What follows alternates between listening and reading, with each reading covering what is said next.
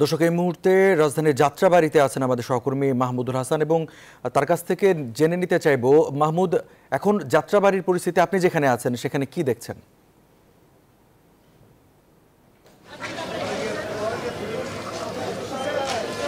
যাত্রাবাড়িতে কিন্তু মোটামুটি দুপুরের পর থেকেই যে আন্দোলনকারীরা এবং আইনশৃঙ্খলা বাহিনীর সদস্যদের মধ্যে যে মুখোমুখি সংঘর্ষ সেটি কিন্তু এখনও চলছে।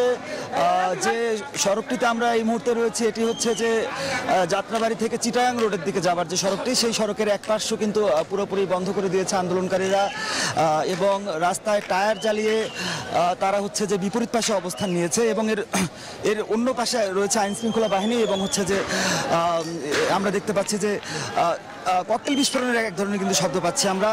অর্থাৎ দুই পক্ষই কিন্তু মুখোমুখি অবস্থানে ইট পাটকেল নিক্ষেপ করছে এবং উত্তেজনা এবং প্রতি উত্তেজনা কিন্তু ছড়িয়ে যাচ্ছে। আমি যদি একটু দেখাতে চাই যে হঠাৎ করে কিন্তু পরিস্থিতি আবার উত্তপ্ত হয়ে উঠলো। যে অবস্থাটি আমরা অনেকক্ষণ আগে থেকে দেখছিলাম সেই অবস্থাটি কিন্তু আবারও কিন্তু পুনরাবৃত্তি হয়েছে এবং যে আন্দোলনকারীরা কিন্তু মুহুর্মুহু তারা আক্রমণ করছে এবং দুই পক্ষের মধ্যে আবার উত্তেজনা দেখা দিয়েছে। এই উত্তেজনা অনেকক্ষণ ধরেই চলছে। পুলিশের পক্ষ থেকে টিয়ার শেল নিক্ষেপ করা হচ্ছে এবং যে আন্দোলনকারী তারা কিন্তু বিভিন্ন ধরনের যে পাথর সহ বিভিন্ন যে রাস্তা থেকে যাই পাচ্ছে তারা হচ্ছে যে এই দিকে ছুঁড়ে মারছে। তো মোটামুটি এই অবস্থা অনেকক্ষণ ধরে চলছে।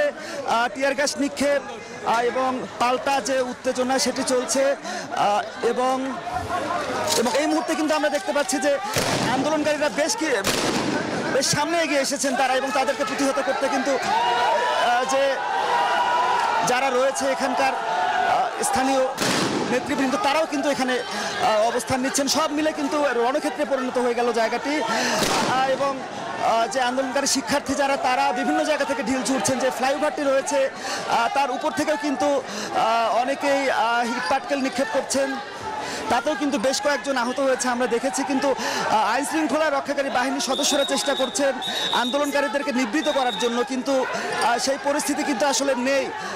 আমরা যেটা দেখতে পাচ্ছি যে একটু পরপরই কিন্তু এক পক্ষ অন্য পক্ষের উপর চড়াও হচ্ছে এবং যতটা পারছে আন্দোলনকারীরা কিন্তু যাত্রাবাড়ির দিকে আগানোর চেষ্টা করছে। সেই ক্ষেত্রে আইনশৃঙ্খলা বাহিনীর সদস্য যারা তারা কিন্তু চেষ্টা করছেন যাতে আন্দোলনকারীরা এসে নতুন করে ভাঙচুর শুরু করতে না পারে এবং পুরো এলাকার কিন্তু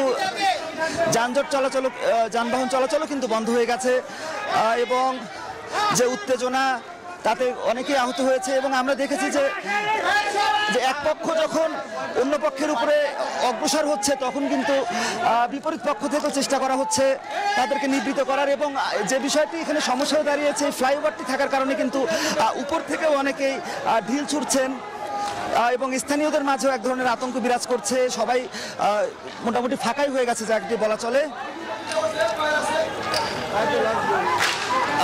তো সব মিলে যে উত্তেজনা এখানে চলছে তা কিন্তু সারাদিন ব্যাপী ছিল এবং আন্দোলনকারীরা তাদেরকে কিন্তু পিছু হটানো সম্ভব হয়নি। তারা রাজপথে অবস্থান করছে এবং যে তারা বারবার আক্রমণ করে যাত্রাবাড়ির যে এলাকাটি রয়েছে সেটি পার হয়ে সামনের দিকে এগোনোর চেষ্টা করছে। তো এই ছিল যাত্রাবাড়ি থেকে আমার কাছে যে সার্বিক পরিস্থিতি। মাহমুদ, আপনাকে ধন্যবাদ।